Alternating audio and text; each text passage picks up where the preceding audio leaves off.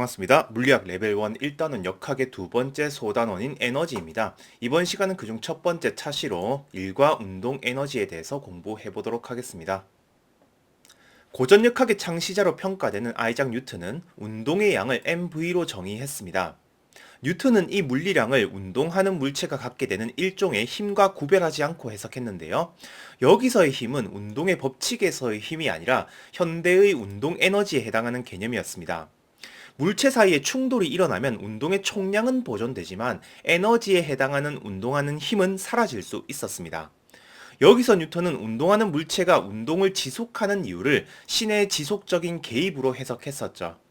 그런데 미적분학의 또 다른 창시자인 라이프니츠는 신의 실시간 개입이 아니라 초기 개입만으로 영원히 유지되는 자연 법칙의 입장을 따랐습니다.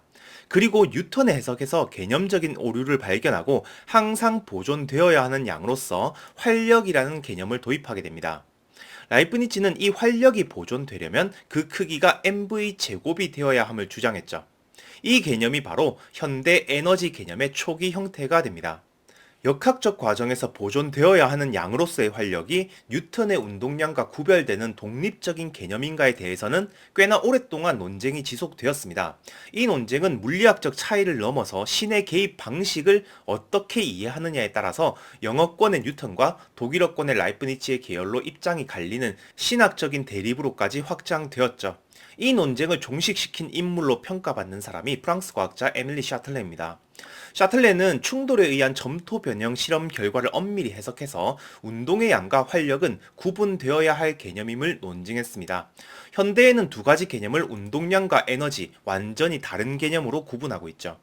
에밀리 샤틀레는 뉴턴이 기하학 방법으로 기술했던 프린키피아를 미적분학을 사용해서 보다 쉽고 명료하게 재해석한 인물이기도 합니다. 어려웠던 라틴어도 프랑스어로 바꿔서 대중성도 높였죠. 이 작업은 뉴턴 역학의 수학적 체계를 유럽 대륙의 전통 속에 통합시키는 계기가 되었습니다. 일각에서는 프랑스 과학이 영국보다 100년 앞서서 발전할 수 있었던 중요한 이유 중 하나로 샤틀레의 공헌을 들기도 하죠. 19세기가 되면서 라이프니츠의 활력은 점차 현대적인 개념인 에너지로 정식화되기 시작했습니다. 에너지라는 용어를 도입한 사람은 빛의 파동성을 실험으로 규명했던 토마스 영입니다.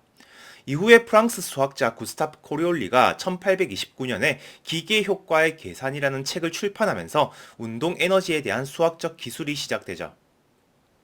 19세기 초반에는 물체에 어떤 힘 F가 작용한 상태로 위치의 변화 델타 X가 생겼을 때 힘과 위치 변화의 곱을 work, 일이라는 물리량으로 정의했습니다. 이 일이 물체의 에너지를 변화시킨다는 사실이 실험적으로 확인되고 있었기 때문인데요. 코리올리의 논문에는 힘이 물체의 한 일만큼 물체의 에너지가 증가한다면 그 증가량은 기존에 사용되던 활력의 절반이 되어야 함을 논증하고 있습니다. 여기에 사용된 새로운 에너지의 개념은 물체 입장에서 받은 일의 양만큼 증가하는 물리량으로 정의할 수 있는데요. 이걸 우리는 일에너지 정리라 부릅니다. 여기에 대한 엄밀한 증명은 레벨 2에서 할 거고 여기서는 등가속도 직선 운동일 때 성립한다는 것만 확인해 보겠습니다. 먼저 처음 속력을 V initial, 이를 받고 나서의 속력을 V final로 두겠습니다. 그리고 물체의 질량이 m이라면 물체는 m분의 f 크기의 일정한 가속도로 운동하게 될 겁니다. 등가속도 운동 상황이기 때문에 우리는 이 관계식을 사용할 수 있고 이 식을 정리하면 물체에 제공한 1, F 델타 X는 2분의 1 mv 제곱이라는 물리량을 변화시킨다는 결과를 얻을 수 있습니다.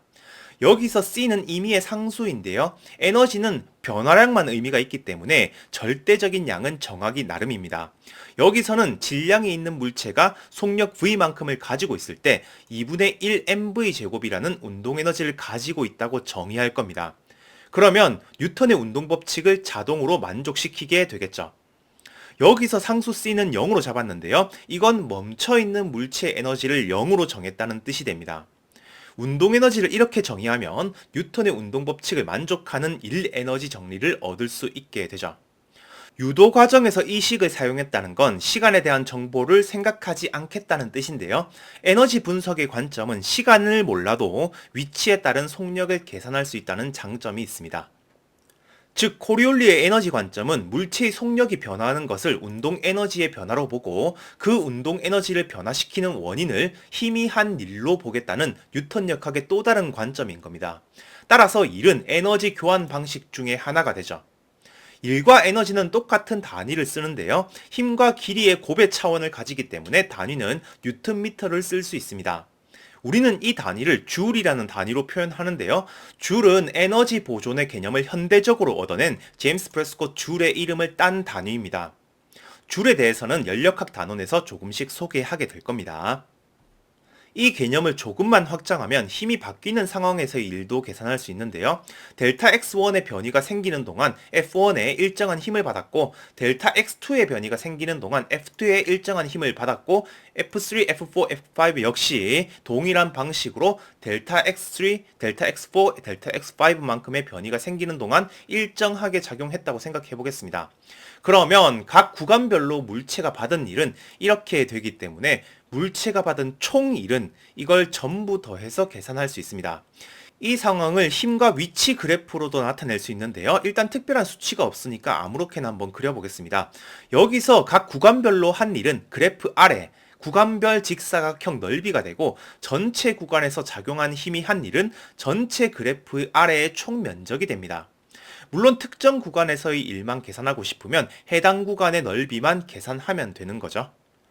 이건 전체 델타 X라는 길이를 이동하는 동안 위치마다 연속적으로 달라지는 힘이 작용한다고 해도 구간을 무한히 잘게 나눠서 그 짧은 변이 동안의 일을 전부 합하면 됩니다. 그래프 상에서는 그래프 아래 면적이 되고 수식으로는 정적분으로 구해야 하죠. 물론 레벨 1에서는 힘이 한 일이 힘 위치 그래프에서 그래프 아래 면적을 의미한다는 것만 이해하면 됩니다. 여기서 주의해야 할 것은 힘은 벡터량이고 그래프에 그려진 건 힘의 한 방향 성분이기 때문에 함수값이 음수가 되는 경우라면 한 일의 양이 음수가 된다는 걸 기억해야 합니다. 한 일의 양이 음수라면 운동에너지의 변화가 음수가 되기 때문에 운동에너지와 속력이 감소하는 구간이 되는 거죠. 따라서 일을 계산할 때는 변위의 방향과 힘의 방향을 고려해서 곱해야 하는데요. 변위의 방향과 힘의 방향이 같아야 일의 양이 양수가 되고 반대 방향이면 음수가 되는 겁니다.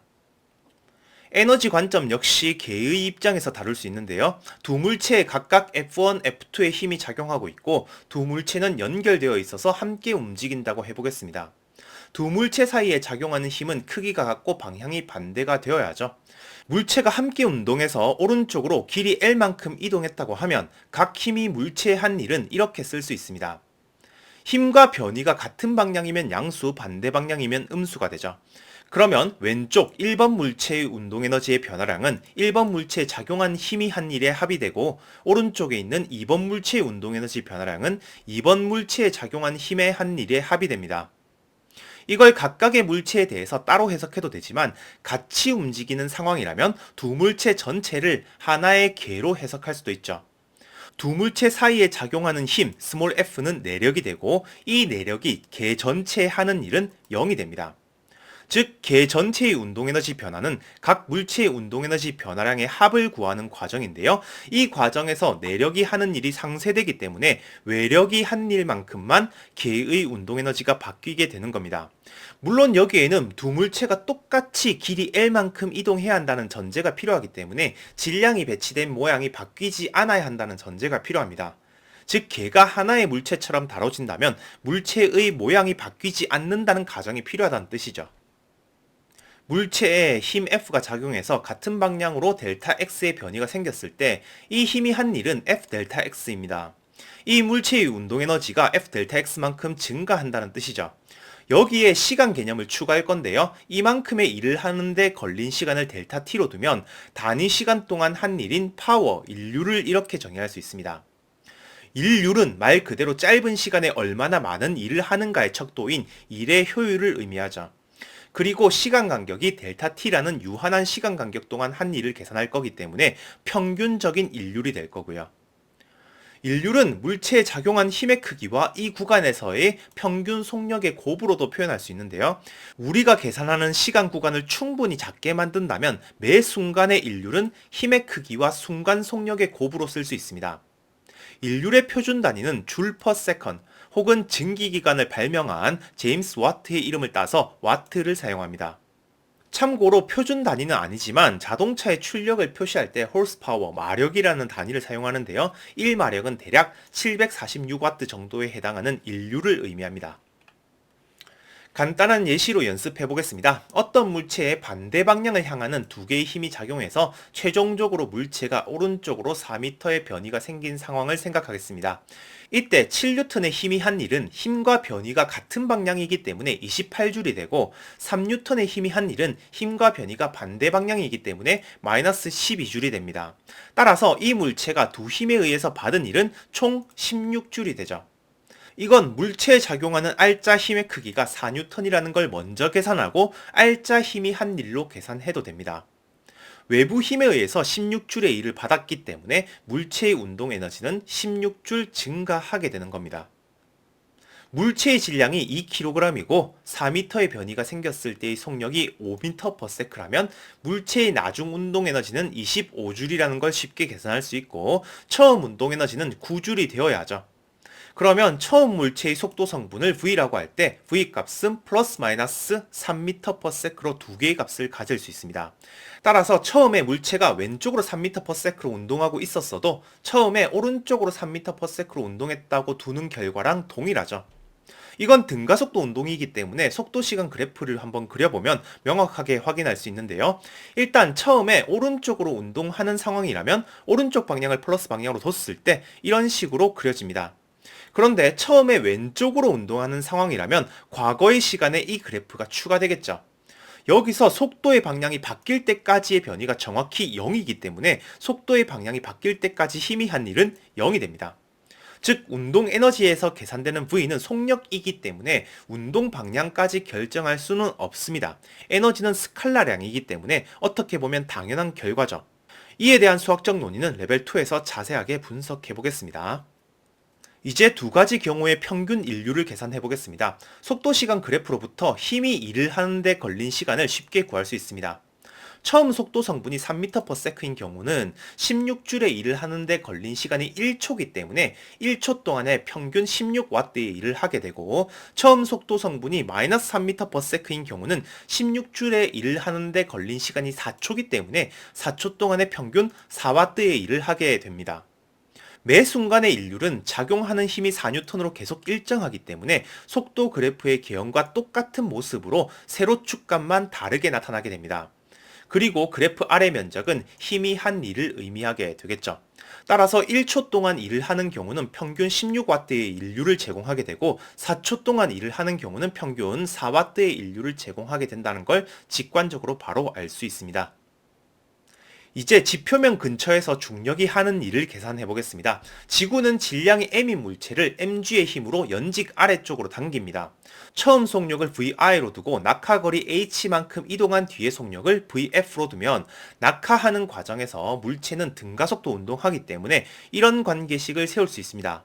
이 과정에서 중력이 하는 일은 위치에 따른 힘 그래프의 아래 면적인 mgh가 됩니다. 우리는 등가속도 운동의 결과식으로부터 중력이 한 일만큼 물체의 운동 에너지가 변화했다는 걸 알 수 있습니다. 이를 계산할 때 힘과 변이 방향이 아래쪽이기 때문에 아래쪽 방향을 플러스로 잡고 계산하는 것이 편하긴 한데요. X축 방향을 반대로 잡더라도 똑같은 결과를 얻을 수 있습니다.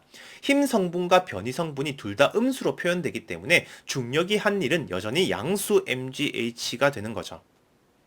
이 물체의 시간에 대한 속도 성분을 그래프로 그려보면 이렇게 등가속도 운동을 하게 되고 그래프 아래의 면적은 변이 성분 h가 됩니다.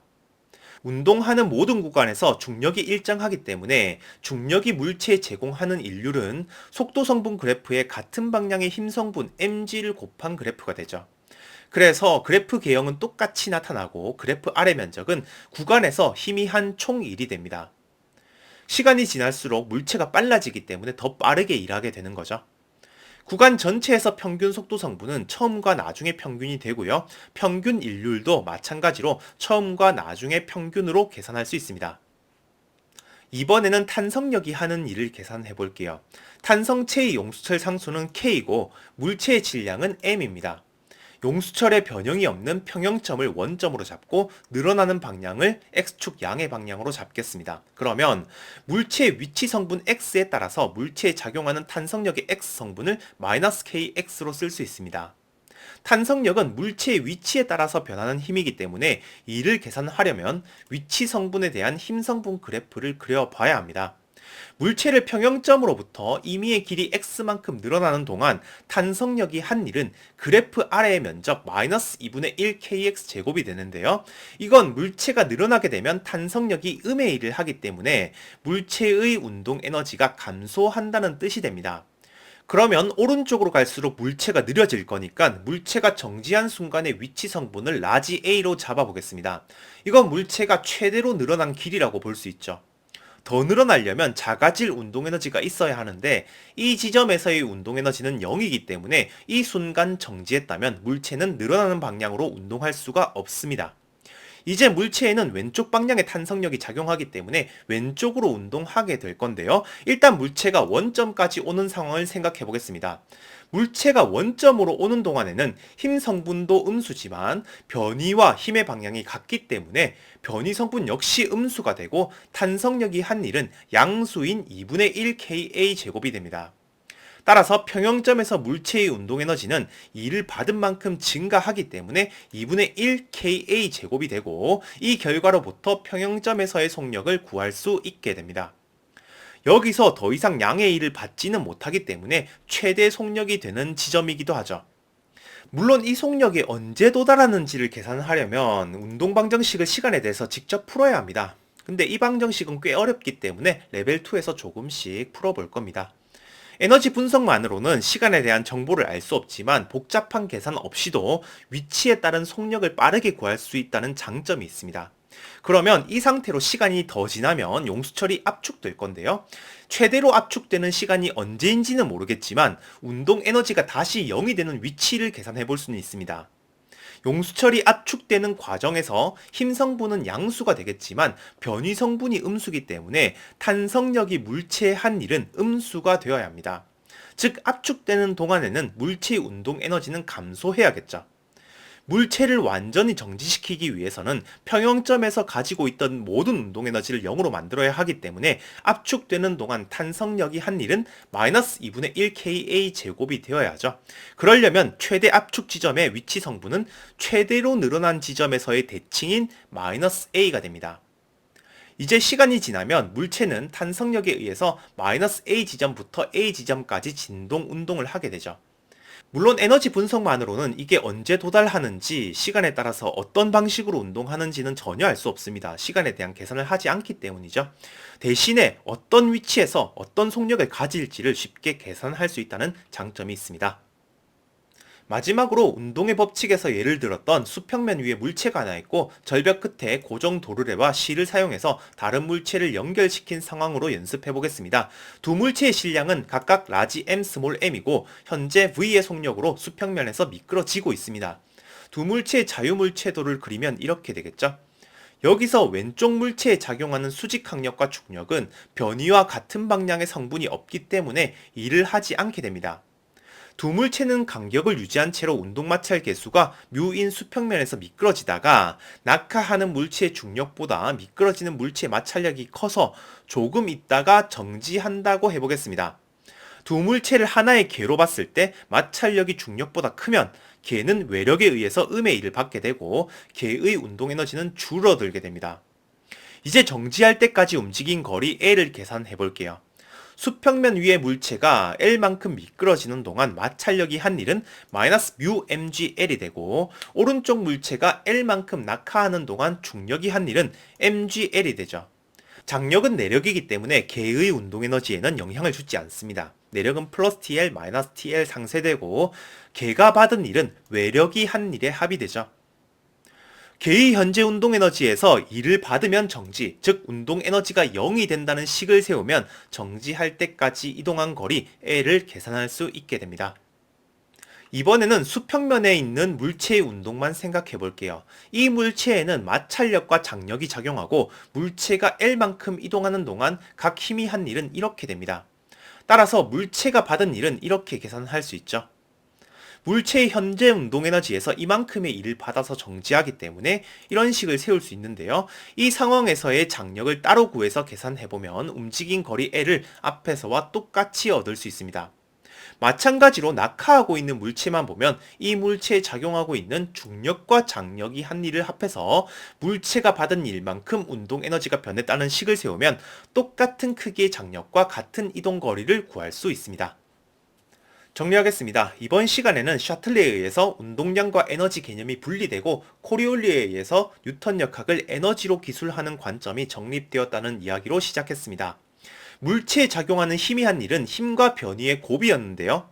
힘과 변위가 모두 벡터량이기 때문에 방향이 중요했고, 힘과 변위가 같은 방향일 때 양수, 반대 방향일 때 음수 값으로 표현되었죠. 특별히 수직일 때는 0이었습니다. 힘이 물체에 작용하는 일이 계산되면 이 일만큼 물체의 운동 에너지가 증가하게 됩니다. 이걸 일 에너지 정리라 불렀죠. 이 정리가 뉴턴의 운동 법칙과 등가가 되기 위해서는 운동 에너지를 2분의 1 mv 제곱으로 정의해야 했습니다. 에너지로 운동을 분석하면 시간에 대한 정보를 얻을 순 없지만 어느 위치에서 어떤 속력을 가질지를 빠르게 알 수 있죠. 역학을 보는 또 다른 관점이기 때문에 뉴턴의 방식대로 풀었던 모든 예제를 에너지로 다시 해석해보는 연습이 필요합니다. 오늘은 여기까지 공부하겠습니다. 감사합니다.